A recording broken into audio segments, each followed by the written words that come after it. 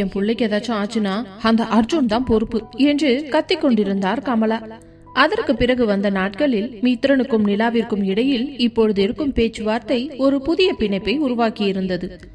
அது காதல் என்று அவர்கள் இன்னும் பெயரிடவில்லை என்றாலும் ஒருவரையொருவர் தேடும் அந்த மனநிலை உருவானது. நிலா மித்ரன் எங்கே இருக்கிறான் என்பதை எப்பொழுதும் கவனித்துக் கொண்டே இருந்தாள். மித்ரனும் தனக்கே தெரியாமல் நிலாவின் பாதுகாப்பில் ஒரு கண் வைத்திருந்தான். கல்லூரியின் அந்த பாதைகளில் 2 இதயங்கள் மௌனமாக ஒன்றை ஒன்று உணரத் தொடங்கியிருந்தன. அன்று இரவு சுமார் 7 மணி இருக்கும். கல்லூரி விடுதியின் அந்த சிறிய அறையில் மேஜை விளக்கின் மெல்லிய வெளிச்சத்தில் மித்ரன் தீவிரமாக படித்துக் கொண்டிருந்தான். சுற்றியுள்ள அறைகளில் இருந்து சக மாணவர்களின் அரட்டை சத்தமும் தூரத்தில் கேட்ட வாகனங்களின் இரைச்சலும் அவனுக்கு ஒருவித அமைதியை தந்தன.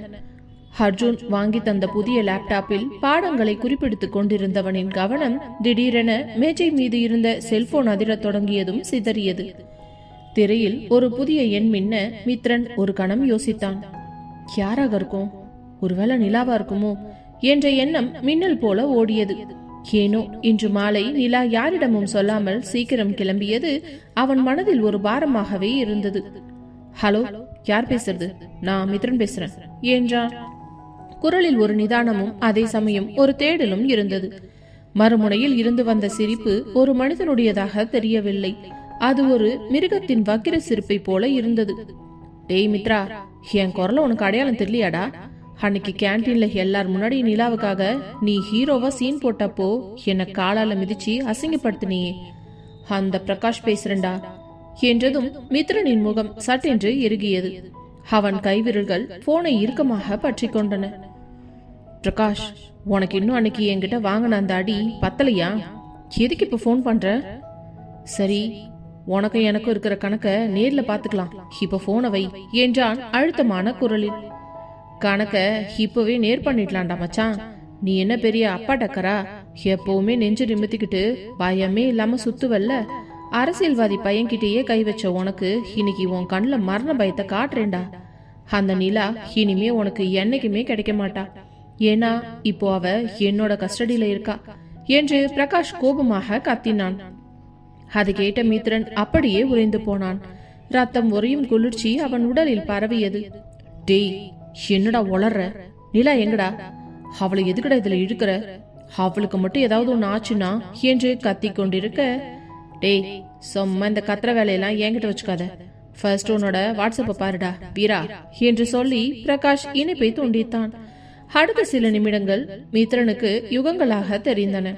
வாட்ஸ்அப் நோட்டிபிகேஷன் வந்ததும் பதறியபடியே அதை திறந்தான். அங்கே ஒரு வீடியோ இருந்தது. அதை தட்டியதும் நிலாவின் அலறல் சத்தம் அந்த அறையையே அதிர வைத்தது. ஒரு இருட்டான பாழடைந்த அறையில் நிலா ஒரு இரும்பு நாற்காலியில் கட்டி போடப்பட்டிருந்தாள். அவளது வாய் துணியால் இறுக கட்டப்பட்டிருந்தது. அவளது கண்கள் பயத்தில் பிதுங்கி கண்ணீர் கன்னங்களில் வழிந்து அவளது சுடிதாரையே நனைத்திருந்தது. பிரகாஷ் கேமராவுக்கு முன்னால் வந்து நிலாவின் தலைமுடியை பிடித்து பின்னால் இழுத்து கத்தியை அவளது கன்னத்தில் வைத்தபடி சிரிச்சான். பாருடா உன் ஹீரோயினோட நிலைமைய. நீ ஒரு ஆம்பளையா இருந்தா அவளை வந்து காப்பாத்து பாப்போம். இல்லனா நாளைக்கு நிலாவோட முகம் எப்படி இருக்கும்னு எனக்கே தெரியாது என்று அந்த வீடியோ முடிந்திருந்தது. அந்த வீடியோவை பார்த்த மித்ரனுக்கு தலையை சுற்றியது. ஆத்திரமும் அழுகையும் ஒன்றாக போட்டி போட்டன. டேய் பிரகாஷ், உன்னை நான் சும்மாவே விடமாட்டேன்டா என்று கத்தியபடியே ஹாஸ்டலை விட்டு வெளியே ஓடினான். கல்லூரி வளாகம் முழுவதும் இருள் சூழ்ந்திருந்தது. மித்ரன் ஒரு பைத்தியக்காரனை போல ஒவ்வொரு இடமாக ஓடினான். நிலா நிலா என்று அவனது அடிமனது கதறியது.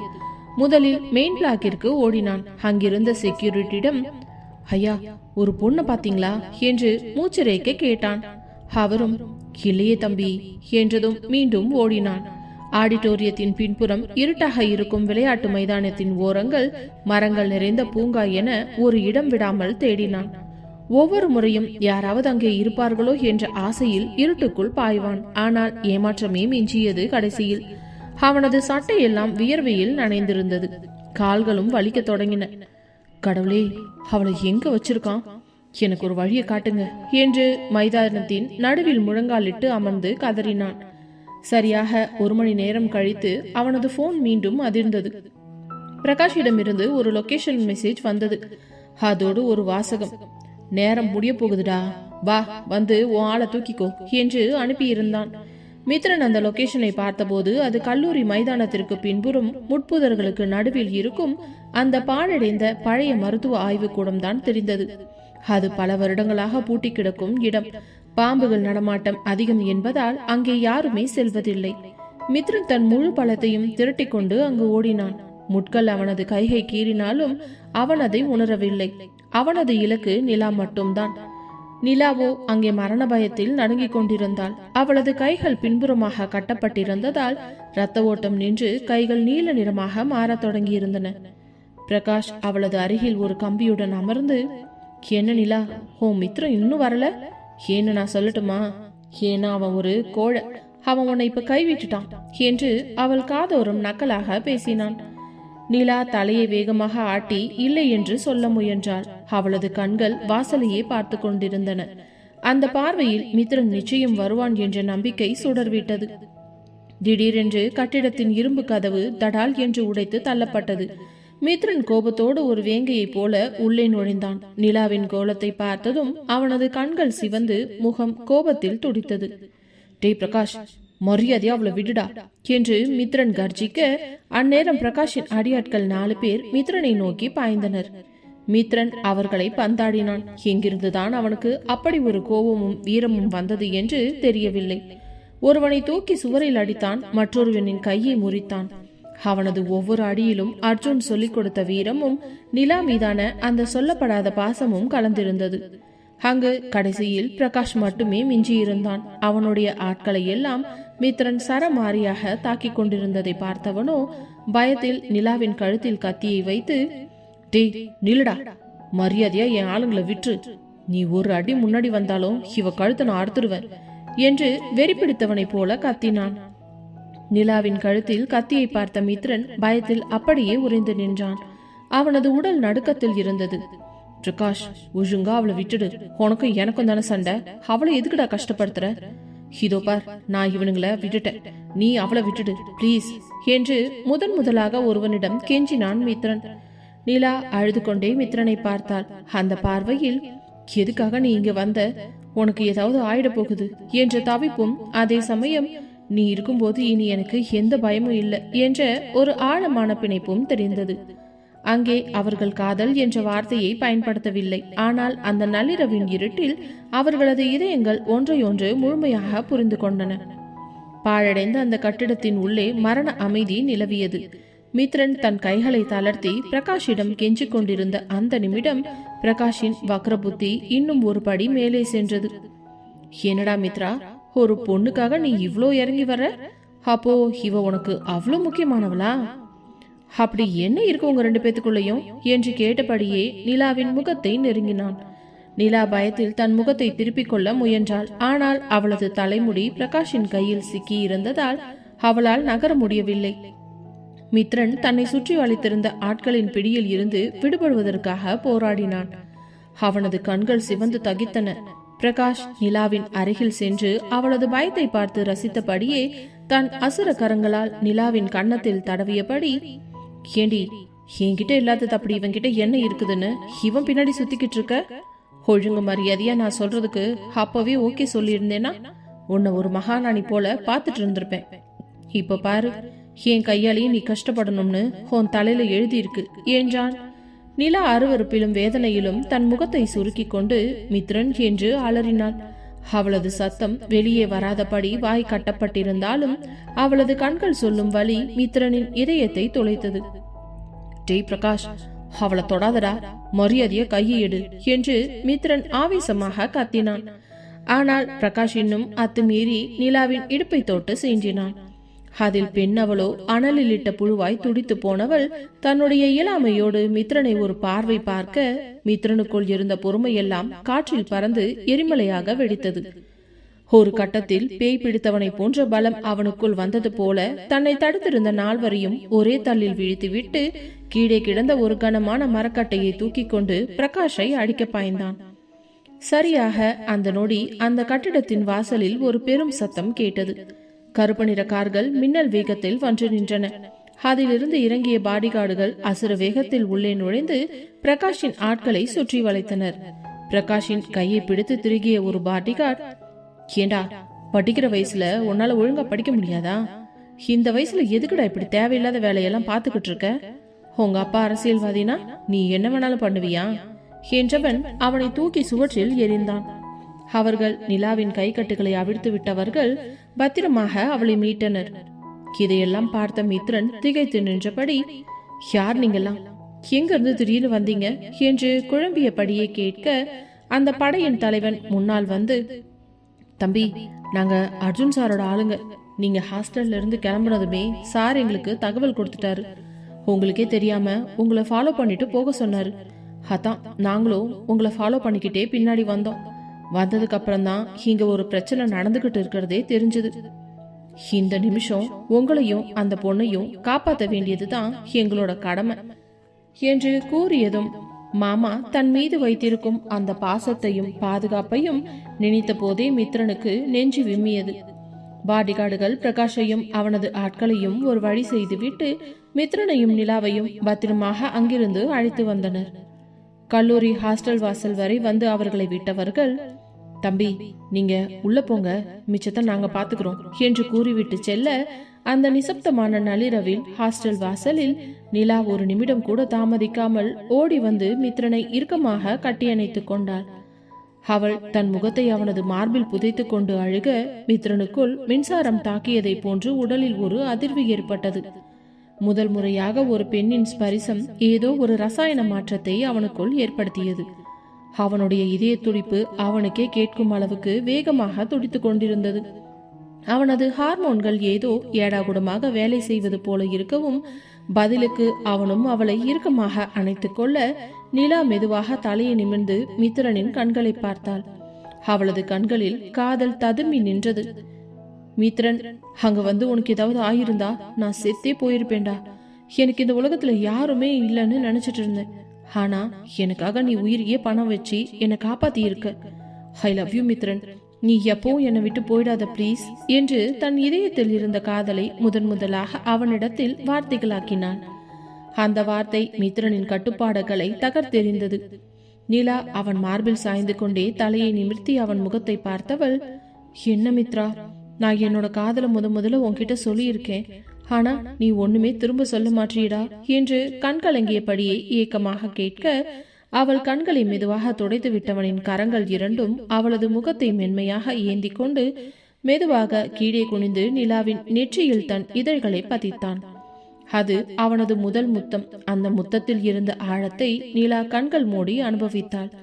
இருவரும் எவ்வளவு நேரம் அப்படி அணைத்துக் கொண்டு நின்றிருந்தார்கள் என்று தெரியவில்லை. திடீரென்று அருகில் ஏதோ சத்தம் கேட்கவே இருவரும் திடுக்கிட்டு விலகி நின்றனர். வெட்கத்தில் ஒருவரையொருவர் நேருக்கு நேர் பார்த்து கொள்ள முடியாமல் தலை குனிந்தபடி நின்றிருக்க, அப்பொழுது மித்ரன் தான் முதலில் தயக்கத்தை விட்டுவிட்டு மெதுவாக நிலாவின் கைகளை பிடித்து தன் கைகளுக்குள் வைத்துக் கொண்டவன் மெல்ல அவளது விரல்களில் தன் விரல்களை கோர்த்தபடி அவளது கண்களை பார்த்து உறுதியான குரலில் பேசத் தொடங்கினான். நிலா, இங்க பாரு, இனிமே நீ அனாதன்னு எப்பவும் நினைக்காத. உனக்காக இந்த மித்ரன் எப்பவுமே இருப்பான். நாம 2 பேரும் முதல்ல நல்லபடியா படிச்சு ஒரு நல்ல வேலைக்கு போகணும். அதுக்கப்புறம் எங்க வீட்டுல மாமா கிட்டையும் அக்கா கிட்டையும் பேசி நாம 2 பேரும் கல்யாணம் பண்ணிக்கலாம், சரியா என்று அவன் கேட்க, நிலாவின் முகத்தில் ஒரு சந்தோஷம் படர்ந்தது. அந்த நிமிடம் அவளது மனதில் உள்ள பயம் எல்லாம் நீங்கி ஒரு பெரிய நிம்மதி அவளுக்குள் குடிபுகுந்தது. சரி மித்ரன், நீ சொல்ற மாதிரியே செய்வோம் என்று நிலா புன்னகையுடன் கூறியவள் காலை இயக்கி அவன் எதிர்பார்க்காத நேரத்தில் திடீரென்று அவன் கன்னத்தில் ஒரு முத்தம் கொடுக்க, அந்த ஒரு நிமிடம் மித்ரனின் உடல் சிலிர்த்து அடங்கியது. அதில் அவனையும் அறியாமல் அவனுடைய கைகள் அவளது இடையை இறுக்கமாக அழுத்தி பிடித்தது.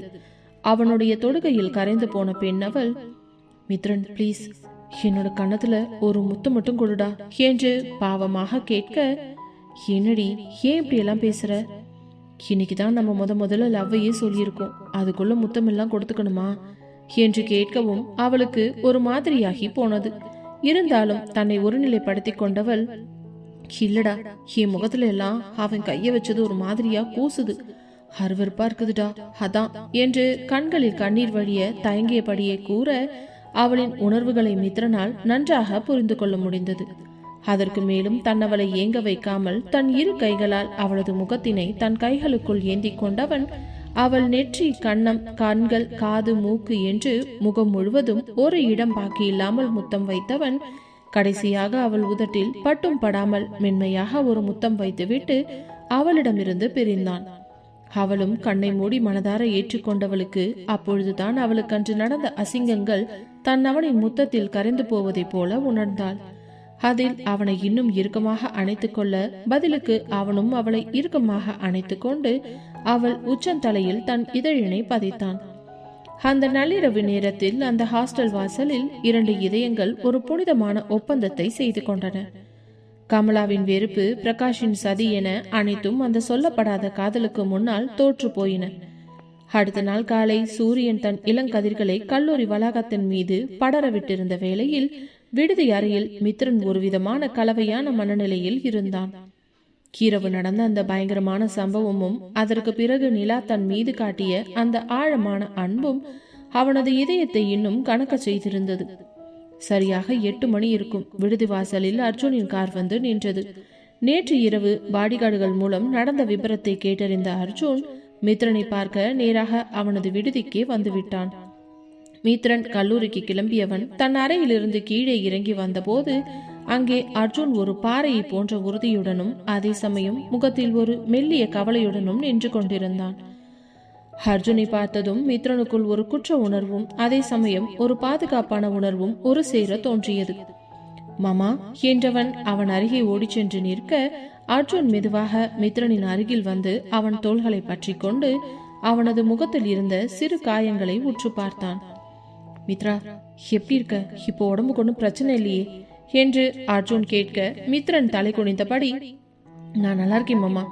நேத்து நீங்க மட்டும் ஆக்கல அனுப்பலனா என்ன ஆகியிருக்கும்னு நினைச்சாலே எனக்கு பயமா இருக்கு என்று கண் கலங்கி கூற அர்ஜுன் அவனை ஆசுவாசப்படுத்தி, சரி விடு மித்ரா, நடந்ததை நினைச்சு வருத்தப்படாத. ஆனா ஒண்ணு, உனக்கு ஏதாச்சும் ஒரு பிரச்சனைனா முதல்ல என்கிட்ட சொல்லணும்னு உனக்கு தோணலையா என்று கேட்டதும், ஐயோ அப்படியெல்லாம் இல்ல மாமா, எனக்கு அந்த நேரத்துல பதட்டத்துல என்ன பண்றதுன்னு நிஜமாவே தெரியல. நான் ரொம்ப குழம்பி போயிட்டேன். சாரி மாமா, இனிமே அப்படி பண்ண மாட்டேன். எதா இருந்தாலும் ஃபர்ஸ்ட் உங்களுக்கு தான் நான் கால் பண்ணுவேன் என்றவன் அங்கே தூரத்தில் நிலா மெதுவாக நடந்து வருவதை கவனித்தான். நிலாவின் முகம் இன்னும் அந்த பயத்திலிருந்து முழுமையாக மீளவில்லை என்பது அவளது கண்களில் தெரிந்த வாட்டத்திலிருந்தே புரிந்தது. மித்ரன் சட்டென்று நிலாவை பார்த்துவிட்டு அவனிடம் வருமாறு அழைக்க அவளும் பயத்துடனே மித்ரனின் அருகில் வந்து நின்றாள். பின்பு அர்ஜுனிடம் அவளை அறிமுகப்படுத்த தொடங்கினான். ஆனால் அவனுக்குள் ஒரு தயக்கம் இருந்தது. இப்பொழுதுதான் படிக்க ஆரம்பித்திருக்கிறோம், இப்பொழுதே இது காதல் என்று சொன்னால் அர்ஜுன் மாமாவும் அக்காவும் தன்னை தப்பாக நினைப்பார்களோ அல்லது தன் எதிர்காலத்தை பற்றி பயப்படுவார்களோ என்ற எண்ணம் தான் அவனுக்குள் ஓடியது. அதனால் தன் காதலை மனதிற்குள்ளேயே போட்டி வைத்தவன், மாமா இவதான் நிலா, என் கிளாஸ்மேட், என்னோட ரொம்ப க்ளோஸ் ஃப்ரெண்ட். நேத்து அந்த பிரகாஷ் இவளை வச்சுதான் என்னை மிரட்டி அங்க வரவழைச்சான் என்று மிக ஜாக்கிரதையாக அவளை தன் தோழி என்று மட்டும் அறிமுகப்படுத்தினான். நிலா மித்ரனை ஒரு நிமிடம் ஏடிட்டு பார்த்தாள். அவளது கண்களில் உண்மை இதுதானா என்ற ஒரு சின்ன கேள்வி இருந்தாலும் மித்ரனின் சூழ்நிலையை புரிந்து கொண்டு அமைதியாக அர்ஜுனை பார்த்து கும்பிட்டாள். அர்ஜுன் நிலாவை ஒரு கணம் ஆழ்ந்து பார்த்தான். அவனது அனுபவமிக்க கண்களுக்கு அவர்கள் இருவருக்கும் இடையே இருக்கும் அந்த மெல்லிய இழை புரியாமல் இல்லை. இருப்பினும் அவன் அதை இப்பொழுது வெளிக்காட்டிக் கொள்ள விரும்பவில்லை. நிலாவின் அருகில் சென்ற அர்ஜுன் ஒரு தந்தைக்குரிய கனிவுடன் அவளது தலையில் கை வைத்து, நீ எதுவும் பயப்படாதம்மா. நேத்து நடந்தது ஒரு கெட்ட கனவுன்னு நினைச்சு மறந்துடு. இனிமே அந்த பிரகாஷோ இல்ல வேற யாரோ உன்னை நெருங்க கூட முடியாது. உனக்கு நான் இருக்கேன். இந்த அர்ஜுன் இருக்கிற வரைக்கும் உனக்கு எந்த பிரச்சனையும் வராது, சரியா என்று ஒரு பெரிய மனிதருக்கே உரிய நம்பிக்கையை வழங்கினான். நிலாவிற்கு அந்த வார்த்தைகள் ஒரு பெரிய மலையைப் போல துணை நின்றன. ரொம்ப தேங்க்ஸ் சார் என்று அவள் சொல்ல முயல அர்ஜுன் சிரித்து கொண்டே, சார் எல்லாம் வேணாமா, என்ன நீ அண்ணானே கூப்பிடலாம். நீயும் நம்ம குடும்பத்துல ஒரு பொண்ணு மாதிரி தான் என்றான். பிறகு மித்ரனின் பக்கம் திரும்பி, சரி மித்ரன், இப்போதைக்கு நீங்க 2 பேரும் வேற எதை பத்தியுமே யோசிக்காதீங்க. ஒழுங்கா படிக்கிற வேலையை மட்டும் பாருங்க. உங்களுக்கு என்ன தேவையோ எதுனாலும் தயங்காம என்கிட்ட கேளுங்க என்று அறிவுரை கூறினான். அர்ஜுன் விடை பெற்று செல்லும் பொழுதே மித்ரன் கையை பிடித்து ஒரு அழுத்தம் கொடுத்தான்.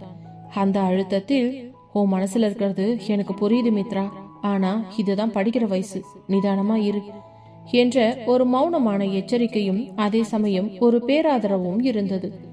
அர்ஜுன் கார் ஏறி செல்வதையே இருவரும் பார்த்து கொண்டு நின்றனர். அர்ஜுன் சென்ற பிறகு நிலா மெதுவாக மித்ரன் அருகில் வந்து, ஏ மித்ரன், உனக்கு நான் வெறும் ஃப்ரெண்டு தானா என்று கிண்டலாக கேட்க, மித்ரன் அவளது கண்களை பார்த்து புன்னகைத்து, காலம் வரும்போது எல்லாருக்கும் புரியும் நிலா, இப்போதைக்கு நம்ம மாமா சொன்ன மாதிரி நல்லா படிப்போம் என்று அவளது கைகளை லேசாக பற்றி தன் உறுதியை வெளிப்படுத்தினான். அந்த காலை பொழுது புதிய நம்பிக்கையுடனும் சொல்லப்படாத காதலின் ஆழத்துடனும் அவர்கள் இருவருக்கும் ஒரு புது வாழ்வை தொடங்கி வைத்தது. அர்ஜுன் கல்லூரியில் இருந்து கிளம்பிய பிறகு மித்ரனுக்கும் நிலாவிற்கும் ஒரு பெரிய பாரம் இறங்கியதைப் போல இருந்தது. அர்ஜுன் கொடுத்த அந்த தைரியம் நிலாவை முதல் முறையாக நிம்மதியாக மூச்சு விட வைத்தது. ஆனால் அர்ஜுன் மனதில் அடுத்த கட்ட திட்டங்கள் ஓடிக்கொண்டிருந்தன. வீட்டிற்கு திரும்பும் வழியெல்லாம் அவன் யோசித்தது ஒன்றுதான், யாழினியின் வளைகாப்பு. அது வெறும் சடங்கு மட்டுமல்ல, சிதறி போயிருக்கும் அந்த உறவுகளை மீண்டும் ஒன்றிணைக்க அவன் போட போகும் ஒரு அன்பு பாலம். வீட்டிற்குள் அர்ஜுன் நுழைந்த பொழுது அங்கே ஒரே பரபரப்பாக இருந்தது. காவியா கையில் ஒரு பெரிய லிஸ்டை வைத்துக்கொண்டு சிவாவை கண்டபடி அதட்டி கொண்டிருந்தாள். சிவா, நான் சொன்ன பூக்கடைக்கு நீங்க போகவே இல்லையா? இன்னும் 2 வாரத்துல விசேஷத்தை வச்சுக்கிட்டு இப்படி அசால்ட்டா இருந்தா எப்படி? யாழினிக்கு மல்லிகை பூனா எவ்வளவு பிடிக்கும் தெரியுமா என்று காவியா எகிற, சிவா தலையை சொரிந்தபடி, என்ன காவியா, இப்பதானே லிஸ்ட் எடுத்தேன், அதுக்குள்ள ஏன் இப்படி எகுற? அர்ஜுனே வந்துட்டான் பாரு, இனி அவன்கிட்டயே கேட்போம் என்று அர்ஜுனை பார்த்ததும் தப்பித்தோம் பிடித்தோம் என்று ஓடி வந்தான். அர்ஜுன் சிரித்து கொண்டே, என்ன சிவா, காவியா கிட்ட இன்னைக்கு செம்ம டோஸ் போல. ஆமாண்டா மச்சான், இப்ப எல்லாம் என்ன ரொம்பவே மிரட்டுறா. சரி விடுடா, வளகாப்பு பத்திரிக்கை ரெடி ஆயிடுச்சு, நாம முதல்ல யாழினியோட அப்பா வீட்டுக்கு போய் முறப்படி எல்லாரையும் கூப்பிடணும் என்றான். அதே நேரம் மாடியிலிருந்து மெதுவாக இறங்கி வந்த யாழினி அர்ஜுனின் பேச்சை கேட்டு திகைத்து நின்றாள். அவளது முகத்தில் ஒரு சந்தோஷம் இருந்தாலும் கண்கள் கலங்கின. அர்ஜுன், அப்பா வருவாரு, ஆனா அம்மா வருவாங்களா? அவங்க மனசு இன்னும் நம்ம மேல கோவமாவே இருக்கு என்று ஏக்கத்துடன் கூற, அர்ஜுன் அவள் அருகில் சென்று அவளது கைகளை பற்றி கொண்டவன், யாழினி, அன்பு செய்ய தெரிஞ்சவங்களுக்கு எதையும் சாதிக்கிற தைரியமும் இருக்கும்.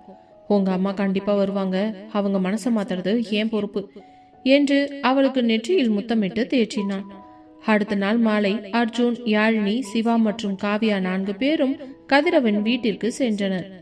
வாசலில் கார் வந்து நின்ற சத்தம் கேட்டதும் உள்ளே இருந்த கதிரவன் ஓடி வந்து வரவேற்றார். வாங்க மாப்ள, வாடாமா என்று அவர் நிகழ்ச்சியுடன் சொல்ல, பின்னாடியே வந்த கமலா மட்டும் முகத்தை தூக்கி வைத்துக் கொண்டு வாசலிலேயே நின்றார். யாழினி மெதுவாக அவள் அம்மாவின் அருகில் சென்று, அம்மா எப்படி இருக்கீங்க என்று கேட்டாள். ஆனால் கமலா பதிலுக்கு ஒரு ஏளன சிரிப்பை சிரித்துவிட்டு, நான் எப்படியோ இருக்கேன், நீங்க என்னவோ பெரிய எடுத்து மகாராணி ஆயிட்டீங்க, இப்ப எதுக்கு இங்க வந்தீங்க என்று விஷத்தை கக்கினாள். அர்ஜுன் குறுக்கிட்டு, இங்க பாருங்க, பழைய கதையெல்லாம் இப்ப வேண்டாம், இது யாழினியோட முதல் விசேஷம், இதோ வளகாப்பு பத்திரிக்கை, நீங்க தான் முன்னாடி நின்னு எல்லாத்தையும் செஞ்சு தரணும் என்று வெற்றிலை பாக்குடன் பத்திரிகையை நீட்டினான். கமலா அந்த பத்திரிகையை வாங்க மறுத்து, எனக்கு அங்க வர்றதுக்கு விருப்பம் இல்லை, என் பிள்ளை எதுக்கு ஹாஸ்டலுக்கு அனுப்பி வச்ச? நீங்க 2 பேரும் அவனை என்கிட்ட இருந்து பிரிக்க பாக்குறீங்க, அந்த விசேஷத்துக்கெல்லாம் நான் வரவே மாட்டேன் என்று கராராக சொன்னார். கதிரவன் கோபப்பட்டு, கமலா என்ன பேசுற நீ, மாப்பிள்ளை இவ்வளவு தூரம் வந்து கூப்பிடுறாரு என்று சத்தம் போட, அர்ஜுன் அவரை தடுத்தவன் கமலாவின் கண்களை நேருக்கு நேர் பார்த்து, இங்க பாருங்க, நீங்க வரலனா யாழினிக்கு அந்த விசேஷமே முழுமை அடையாது. நீங்க என்னை பத்தி தப்பா நினைக்கிறீங்க. மித்ரன் இப்போ நல்லா படிக்கிறான், அவனை ஒரு பெரிய ஆளாக்குறது ஏன் பொறுப்பு. வளகாப்பு அன்னைக்கு நீங்க வந்து பாருங்க, உங்களுக்கே உண்மை புரியும். நான் நீங்க வருவீங்கன்னு காத்துக்கிட்டு இருப்பேன் என்று சொல்லிவிட்டு யாழினியை அழைத்து கொண்டு கிளம்பினான். வீட்டிற்கு திரும்பும் வழியில் யாழினி காரில் அழுது கொண்டே வந்தாள். காவியா, பாத்தியடி, அம்மா இன்னும் மாறவே இல்லை என்று தோழியிடம் புலம்ப, காவியா அவளை அணைத்து கொண்டவள், யாழினி அழாதடி, உங்க அம்மாவுக்கு ஒரு நாள் மூளை வேலை செய்யும். அர்ஜுன் அண்ணா சொன்னா அது நடக்கும், நீ கவலைப்படாம இரு என்று அவளை சமாதானப்படுத்தினாள். அன்று இரவே மித்ரன் நிலாவை பற்றிய அனைத்து விஷயங்களையும் வீட்டில் உள்ள அனைவரிடமும் சொல்லி இருந்தான் அர்ஜுன். அதை கேட்ட யாழினிக்கு மிகவும் பதட்டமாக, அர்ஜுன் மித்ரனுக்கு ஒன்றும் இல்லைல்ல, அவன் நல்லா தானே இருக்கான் என்று கேட்க, அவனுக்கு ஒரு பிரச்சனையும் இல்லடி, அவன் நல்லா தான் இருக்கான். நம்மளோட பாடி கார்ட்ஸ் அவனையும் அந்த பொண்ணையும் கரெக்ட் டைம்ல சேவ் பண்ணிட்டாங்க. 2 பேரும் நல்ல ஃப்ரெண்ட்ஸ். அதான் நான் என்ன யோசிக்கிறேன்னா, நம்ம வீட்டு ஃபங்க்ஷனுக்கு அந்த பொண்ணையும் இன்வைட் பண்ணலாமான்னு தான் யோசிச்சுக்கிட்டு இருக்கேன். ஏன்னா அந்த பொண்ணுக்கும் யாரும் கிடையாது. மித்ரனோட ஃப்ரெண்டா அந்த பொண்ணு இங்க வந்துட்டு போகட்டுமே. அப்படியே அவனோட மற்ற ஃப்ரெண்ட்ஸ் எல்லாரையும் சேர்த்தும் இன்வைட் பண்ணலாம். எல்லாரும் ஹாஸ்டல்ல தானே இருக்காங்க. அன்னைக்கு ஒரு நாள் மட்டும் சந்தோஷமா நம்ம வீட்ல இருந்து திருப்தியா சாப்பிட்டு போகட்டும் என்றதும் அவளுக்கும் அது சரி என்று படவே, பின்பு மித்ரனுக்கு போன் செய்த அர்ஜுன், மித்ரா, நாளைக்கு உங்க அக்காவுக்கு ஃபங்க்ஷன் இருக்கு தெரியுமில்ல, நீ எப்ப கிளம்புற? இன்னைக்கு ஈவினிங் காலேஜ் முடிஞ்ச உடனே நான் கிளம்பிடுவேன் மாமா. சரி, அப்ப நான் உனக்கு வண்டி அனுப்பிடுறேன். அப்படியே உன் ஃப்ரெண்டு நிலா இருக்குதுல்ல, அந்த பொண்ணையும் வீட்டுக்கு கூட்டிட்டு வந்துரு. அப்புறம் உன்னோட மற்ற ஃப்ரெண்ட்ஸ் யாரெல்லாம் வராங்களோ அவங்க எல்லாரையுமே கூட்டிட்டு வந்துரு. நாளைக்கு ஃபங்க்ஷனை முடிச்சுட்டு அதுக்கப்புறமா நீங்க காலேஜுக்கு கிளம்புனா போதும் என்றதும் மித்ரனுக்கு சந்தோஷம் தாங்க முடியவில்லை. நிலாவை தன்னுடைய வீட்டிற்கு அழைத்து செல்ல போவதை நினைத்து அவன் இப்பொழுதே கனவு கண்டவன், சரிங்க மாமா, நீங்க சொல்ற மாதிரியே செஞ்சிடறேன் என்று போனை வைத்து விட்டான். அதற்கு பிறகு தன்னுடைய கிளாஸில் நிலாவை சந்தித்து அர்ஜுன் கூறிய விஷயத்தை கூற அவளுக்கும் சந்தோஷம் தாங்க முடியவில்லை. இருந்தாலும் ஏதோ ஒரு தயக்கம் அவளுக்குள் உள்ளுக்குள். பிறகு மித்ரன் ஒரு வழியாக பேசி சமாதானம் செய்து அவளும் தன்னுடன் வருவதாக ஒத்துக்கொண்டாள். பிறகு அவனுடைய நண்பர்கள் 2 பேரை மட்டும் அழைத்து, ஈவினிங் தயாரா இருங்க, மாமா கார் அனுப்புறேன்னு சொல்லியிருக்காரு. நம்ம எல்லாரையும் ஃபங்க்ஷனுக்காக இன்வைட் பண்ணியிருக்காரு. நாளைக்கு எங்க அக்கா ஃபங்க்ஷன் இருக்குது இல்ல என்று கூற அவர்களும் சரி என்று ஒப்புக்கொண்டனர். பின்பு மாலை கல்லூரி முடிந்ததும் அர்ஜுன் அனுப்பி வைத்த கார் ஹாஸ்டல் வாசலில் வந்து நிற்க, மித்ரன் அவனுடைய நண்பர்களுடன் அங்கு நிலாவுக்காக காத்து கொண்டிருந்தான். அதே நேரம் நிலா தன்னுடைய உடை 2 செட்டை மட்டும் பேக்கில் வைத்து எடுத்துக்கொண்டு அவனிடம் வந்தவள், போலாமா மித்ரா என்றதும், போலாண்டி, உனக்காகத்தான் நாங்க எல்லாருமே காத்துக்கிட்டு இருக்கோம். சரி வா, உள்ள வந்து உட்காரு என்று அவளை அழைத்து கொண்டு உள்ளே அமர கார் நேராக அர்ஜுனின் வீட்டை நோக்கி சென்றது. காரில் செல்லும் பொழுதெல்லாம் நிலா கொஞ்சம் பதட்டமாகவே இருக்க அவளுடைய கைகளை இறுக்கமாக பிடித்து கொண்ட மித்ரன், இங்க பாரு நிலா, நீ பயப்படுற அளவுக்கு அங்க யாருமே இல்லை. என் அக்கா மாமா ரொம்ப நல்ல டைப். அப்புறம் சிவா அண்ணாவும் காவியா அக்காவும் ரொம்ப ஜாலி டைப். 4 பேருமே ரொம்ப ஜாலியா இருப்பாங்க. நீ எதை பத்தியுமே கவலைப்படாத, சரியா? அதுவும் இல்லாம உன்னை பத்தி ஏற்கனவே அவங்களுக்கு தெரியும், நீ என்னோட ஃப்ரெண்டுன்னு. அதனால உன்கிட்ட எல்லாரும் நல்ல விதமா தான் நடந்துக்குவாங்க. எங்க அம்மா வருவாங்களான்னு தெரியல, அப்படியே வந்தாலும் அவங்க ஏதாவது உன்னை பேசுனா நீ எனக்காக ப்ளீஸ் அதை கண்டுக்காத. இல்ல மித்ரா, நான் எதுவும் பேச மாட்டேன், நீ கவலைப்படாத. என்ன, எனக்கு கொஞ்சம் பதட்டமா இருக்கு. நீங்க எல்லாம் ரொம்ப வசதியானவங்க, அங்க வர்றதுக்கு எனக்கு தான் கொஞ்சம் தயக்கமா இருக்கு. ஐயோ நிலா, நீ நினைக்கிற மாதிரிலாம் எதுவுமே இல்லடி. நாங்களும் ரொம்ப கஷ்டப்படுற ஃபேமிலி தான். எங்க மாமா அக்காவை லவ் பண்ணி ஆசைப்பட்டு கல்யாணம் பண்ணிக்கிட்டதுனாலதான் இந்த வசதி எல்லாம். அவர் தான் என்னை படிக்க வைக்கிறார். இல்லனா நான் ஏதோ சாதாரண ஒரு கவர்மெண்ட் ஜாப்ல தான் காலேஜில் தான் சேர்ந்திருப்பேன். என் மாமா கொடுத்த மோட்டிவேஷன் மட்டும் இல்லைன்னா இந்த அளவுக்கு +2ல நல்ல மார்க் எடுத்திருப்பேனான்னு கூட எனக்கு தெரியாது. அந்த அளவுக்கு என்னை பார்த்து பார்த்து பண்ற மாமாவுக்கு என்னால என்னைக்கும் எந்த தலைக்குனிவும் வரக்கூடாது. அதனால தான் ஆரம்பத்துல இருந்தே உன்கிட்ட இருந்து நான் கொஞ்சம் விலகியே இருந்தேன். நீ என்கிட்ட நெருங்கினாலே என் மனசு தடுமாறுதுடி என்றதும் அவனை பார்த்தவளுக்கு அப்பொழுதுதான் புரிந்தது அவன் ஏன் தன்னை விலக்கி வைத்தான் என்று. மீண்டும் அவனை பார்த்து ஒரு புன்னகையை சிந்தியவள், மித்ரா, உங்களை மாதிரி ஒரு ஃபேமிலி கிடைக்க நான் ரொம்ப கொடுத்து வச்சிருக்கணும். அதுவும் நீ என்னோட லைஃப் பார்ட்னரா வர்றதுக்கு நான் ரொம்பவே புண்ணியம் பண்ணியிருக்கேன்டா என்று அவன் தோளில் சாய்ந்து கொள்ள அவனும் அவளை ஆறுதலாக அணைத்து கொண்டான். அதே நேரம் அவர்கள் வீட்டு வாசலில் முன்னால் வந்து கார் நின்றதும் காரிலிருந்து இறங்கிய நண்பர்கள் அர்ஜுனின் வீட்டை பார்த்து வாயை பிளந்தனர். நிலாவுக்கு அவர்களுடைய வசதி கொஞ்சம் பயத்தை கொடுத்தது. மெதுவாக கீழே இறங்கிய மித்ரன் நிலாவின் கையை பிடித்து காரிலிருந்து இறக்கி, இதுதான் என் அக்கா மாமாவோட வீடு என்று நண்பர்களிடம் கூற, டேய் மித்ரா, நாங்க கூட ஒரு அளவுக்கு தான் வசதியா இருப்பாங்கன்னு நினைச்சேன்டா. இந்த வீடு என்னடா இப்படி அரண்மனை மாதிரி இவ்வளோ பெருசா இருக்குது? கொடுத்து வச்சவன்டா மித்ரா நீ. உங்க அக்கா மூலமா நீயும் இங்க எவ்வளோ சந்தோஷமா இருக்கல்ல. எங்களுக்கெல்லாம் இப்படி ஒரு மாமா கிடைக்காம போயிட்டாரு பாரு என்று புலம்ப, டேய் அதெல்லாம் தானா அமையணும்டா. எனக்கும் அக்காவுக்கும் அமைஞ்சிருக்குது, அவ்வளோதான். சரி வாங்க ஃபர்ஸ்ட் எல்லாரும் உள்ள போலாம் என்று அனைவரையும் அழைத்து கொண்டு உள்ளே செல்ல, மித்ரனும் நிலாவும் ஒரே நேரத்தில் வலது காலை எடுத்து வைத்து உள்ளே சென்றனர்.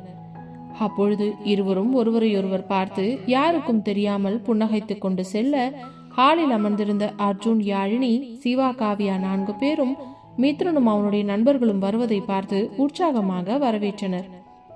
டேய் மித்ரா, வா வா, வாங்க எல்லாரும் உள்ள வாங்க என்றதும் மித்ரன் வேகமாக யாழினின் அருகில் சென்றவன், அக்கா எப்படி இருக்கீங்க? நான் நல்லா இருக்கேன் மித்ரா, நீ எப்படி இருக்க? ஃபர்ஸ்ட் இயர் தான் முடிக்க போற, அதுக்குள்ள பெரிய ஆம்பளை மாதிரி இருக்க பாக்குறதுக்கு. என்னக்கா இப்படி கிண்டல் பண்றீங்க? இல்லடா, சீரியஸா தான் சொல்றேன். காவியா நீயே சொல்லுடி. ஆமாமா மித்ரா, யாழினி கல்யாணத்தப்ப கூட உன்னை கொஞ்சம் சின்ன பையனா தான் நினைச்சுக்கிட்டு இருந்தேன். ஆனா இப்ப பாரு, எங்களை விட ஹைட்டா வளர்ந்து எங்களை விட பெரிய பையன் மாதிரி இருக்க.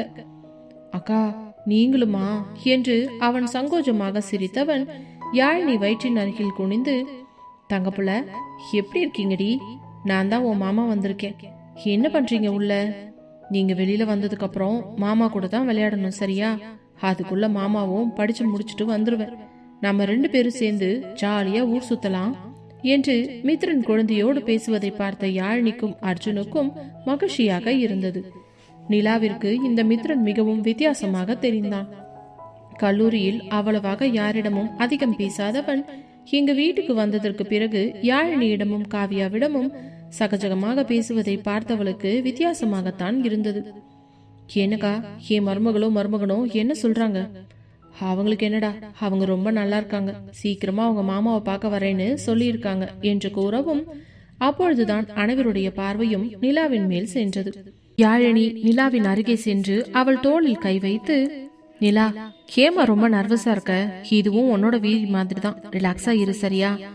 ஏதோ புதுசா தெரியாதவங்க வீட்டுக்கு வந்திருக்கோம்னு நினைச்சு பதட்டமாகாத என்றவள் அவள் கையை பிடித்து கொள்ள, உடனே காவியா வந்து, ஆமா நிலா, எங்க 2 பேருக்கும் கம்பெனிக்கு ஆள் இல்லாம நாங்க ரொம்ப கஷ்டப்பட்டுட்டு இருந்தோம். இந்த சிவா தான் எங்களை பேசியே டார்ச்சர் பண்ணிக்கிட்டு இருந்தாரு. இப்பதான் நீ வந்துட்டல்ல, நம்ம 3 பேரும் சேர்ந்து ஜாலியா என்ஜாய் பண்ணலாம் என்றதும் தான் மித்ரனுக்கு நிம்மதியாக இருந்தது. நிலாவிற்கும் அப்பொழுதுதான் நன்கு பரிச்சயமான வீட்டிற்குள் வந்தது போன்ற ஒரு மன நிம்மதி தோன்றியது. அப்பொழுது அர்ஜுனை பார்த்தவள், வணக்கம் சார் என்றதும், என்னம்மா, நான் அன்னைக்கே உன்கிட்ட சொன்னேன்ல என்ன சார்னு கூப்பிடக்கூடாதுன்னு. சாரி அண்ணா, நான் மறந்துட்டேன். இட்ஸ் ஓகேமா. அப்புறம் மித்ரா, எல்லாருக்குமே மேல 2nd ஃப்ளோர்ல ரூம் அரேஞ்ச் பண்ணிருக்கேன். நீ ஃப்ரெண்ட்ஸ் எல்லாமே மேல இருக்க ரூம்லயே தங்கிக்கோங்க, ஓகேவா? இப்போதைக்கு மேல போய் கொஞ்ச நேரம் ரிலாக்ஸ் பண்ணிட்டு அப்புறமா ஃப்ரெஷ் ஆகிட்டு கீழே வாங்க. ஃபங்க்ஷனுக்கு டெக்கரேஷன் பண்றதுக்கு ஆளுங்க எல்லாம் வந்துகிட்டு இருக்காங்க. ஓகே மாமா என்றவன் நண்பர்களை அழைத்து கொண்டு நிலாவை ஒரு பார்வை பார்க்க, அவளும் மறுபேச்சு பேசாமல் அவன் பின்னாலேயே சென்றாள்.